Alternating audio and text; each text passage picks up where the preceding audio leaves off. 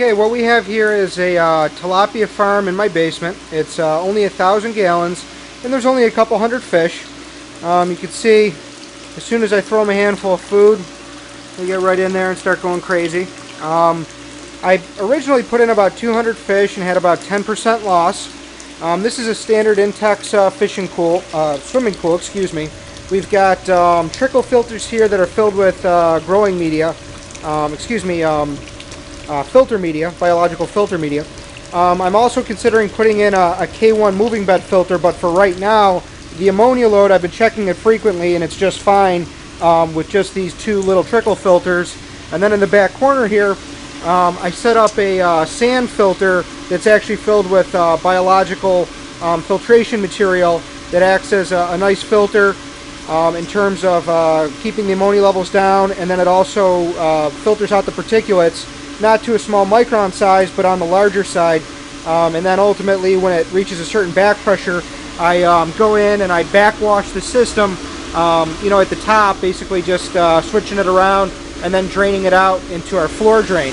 Now this has a pretty heavy-duty pump on the hull for this size pool. You could probably use the same pump for 2 to 3 size the swimming pool. Again, you can see in here we have tilapia. The tilapia are, when I first put them in, they were just a little bigger than 1/8 of an inch long. They were just little fry. And now they're anywhere between 2 and 4 inches long, so they're a pretty good size. It's going to take them about 6 months to get full size, and ultimately my goal is in this system to have about in the neighborhood of about 500 pounds of fish and 1,000 gallons of water. Now the way I have it set up right now, I couldn't do that because even though you can see the bubbling action from all the different oxygenators in the water, it's still not enough to keep the dissolved oxygen levels high enough to support that high density of fish. Same with the filtration system.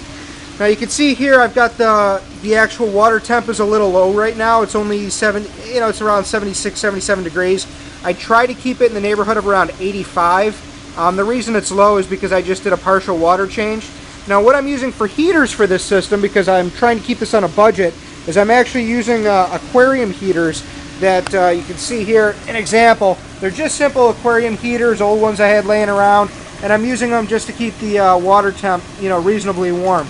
Now because this is in my basement and the air temp is about 60 degrees, it does take quite a bit of juice to heat this sucker up. For about every 1,000 gallons of water, you can expect to use about 1,000 kilowatts of power, 1 kilowatt or 1,000 watts of power to keep it at a temperature in the 83 to 85 zone. So that's something that you have to keep in mind. Now over here you can see the air pump I'm using. I actually have kind of a larger 70 liter per minute unit because I really want to keep this water nice and oxygenated.